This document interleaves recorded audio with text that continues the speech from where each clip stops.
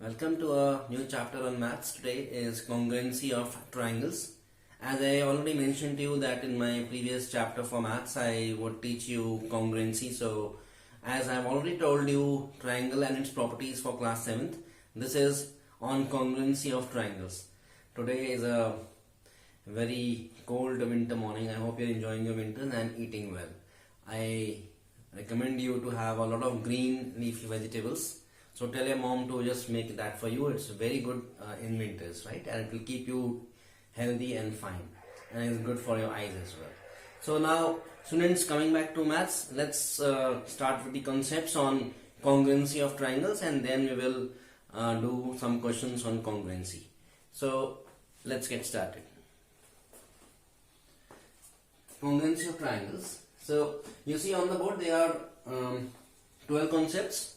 Basically this chapter will have 4 rules over laws, and if some of you know about this, it is called SAS, SSS, SSS is side congruency, SAS is side angle side congruency, then you have ASA which is angle side angle congruency, and last is RHS which is right angle hypotenuse side. So I will discuss each one of these four laws. Just remember, ASA is angle side angle. Herein the side is in between. So side is the included side which is between the two angles. And if you talk about SAS, herein angle is between the two sides. So this concept is important when you have to see a figure and check whether ASA or SAS is being used. So now let's get started. If two figures have the same shape and size, they are said to be congruent.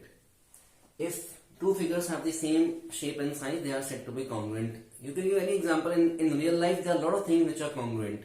Have you seen a blade of a father? The blade which he uses to shave, the razor blade. Two blades will be identical, right? Or you can say topaz blades. They are identical. And if you talk about stationery use, you take any pencil, HP like Flora pencil, HB Flora pencil, which is not being used nowadays, Netraj pencil. So any pencil of the same size will be exactly replica of each other. So when they are replica of each other, which means they will overlap each other. So their shape and size is same. So they are congruent. Let's see some examples. Two pencils of same make, two topaz blades, two coins of rupees 2, two photocopies. This means they will fit exactly over one another. This is called the congruency concept. And the symbol for congruency is equal to, and then there is an arc above equal to. So this is how you denote congruency. So basically they will have same shape and size, and they will overlap over each other. So in real life there are a lot of things which are congruent. Whenever anything is made in a factory in bulk, suppose Parle biscuit, usually you will see Parle biscuits are made by a machine in bulk. So they are all of the same shape and size. They are congruent. Two line segments are congruent if they have same length. Like AB and CD of length 2 cm, AB and CD of length 2 cm. So I will just mention to you like this, that they will overlap each other. They will exactly fit over each other. AB will fit on CD exactly. So basically the lines will be congruent, which means they will fit over each other exactly. They will have two line segments will have the same length. So sorry, if they have the same length, they are said to be congruent. Same way, two angles are congruent if they have the same angles. So here you have figure ABC, a triangle PQR and triangle ABC. I have taken angle PQR. So this is how you donate. The middle, whichever angle is mentioned here, which is 60 degree, that should come in between. So PQR, you have to write this as PQR, and here you have to write ABC. You cannot write CAB in 60. CAB is not 60. CBA is 60. This is how you write on angles. So ABC is equal to PQR is equal to 60 degree. So these two angles are congruent if they have the same angles. Two circles are said to be congruent if they have the same radius. So they will fit over each other. So they are said to be congruent because the radius is same. So basically the length of the line segments is same. Two angles are congruent if they have the same angle, and two circles are said to be congruent if they have the same radius. Let's move further now. these are two figures ABCD and PQRS. They are basically, this is a rectangle. Why? Because they have different length for this is the length and breadth are different. So then one is 7 centimeter, one is 5 centimeter. AB is 5, CD is BC is 7. Same way PQ is equal to 5 and QR is 7. So basically congruency is upon two different objects. Say they can be two rectangles, they can be two circles. So it is a comparison between two triangles as well. So here I have taken rectangle. So this rectangle is again congruent because you see the length and breadth is same. So rectangle ABCD is congruent. This is how you donate congruency. Rectangle ABCD is congruent with rectangle PQRS, right? So if they have the same length and same breadth. So till now the concept is same length and same breadth. Now the most important topic, as I told you, the 4 rules of congruency. Now we just come to that. There are 4 rules of congruency. There are SSS, side, side, side, SAS, side, angle, side, ASA, angle, side, angle, and the last is RHS, right angle. How do we say this? Right angle. R is for right angle, H is for hypotenuse, and S is for side. If you students who have gone through my previous notes on triangle and its properties, I have talked about RHS, right angled hypotenuse. So what is the hypotenuse? Hypotenuse is the longest side. So it is always in the right angle triangle, which is a 90-degree angle. So the side which is opposite to the right angle is a hypotenuse. It is the longest side. So now for the right RHS, you have to see 3 things. First is the right angle, 90 degree. The side opposite to the right angle will be a hypotenuse, and then the other side will be, there is another side. So that is that side which they are talking about. So right angle, you have to see the right angle, hypotenuse, and then the side as well. So this is the RHS. So we'll see that in the figure now. So this is SSS, ABC and PQR. Here in 1 dash, 2 dash, and 3 dashes. So I've mentioned here that AB is equal to PQ, BC is equal to QR, and AC is equal to PR. It is given. So in such triangles, ABC will be congruent to PQR, because here in all the sides, the corresponding sides of the two triangles are same. So as per the SSS rule, side, the two triangles will be congruent to each other. Now SAS, side, angle, side. Here in what I have taken, see, this is important. The included angle concept has come now. So there are two sides AB and BC. Here there are two sides PQ and QR. Now AB is equal to PQ, BC is equal to QR.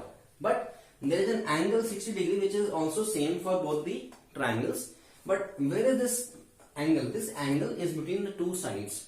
It is not ACB 60. It is not PRQ as 60. But it is ABC is equal to angle PQR equal to 60 degree, which is between the two sides.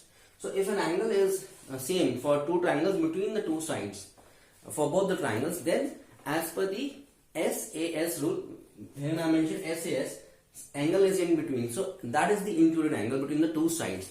So the two corresponding sides are also same, as well as the angle which is in between will be same for both the triangles. So then I have mentioned here what is an included angle. Included angle is the angle between two sides. This is SAS, angle, see I have underlined the angle. Included side is the side between two angles. And what is included side? What is ASA? ASA, I'll talk about ASA as well. This is angle, side, angle. Here in the example is for ASA.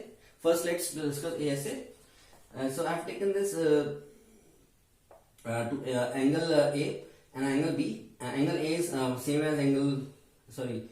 So let's see, ABC is equal to angle PQR. You see there are two dashes, so there it is given.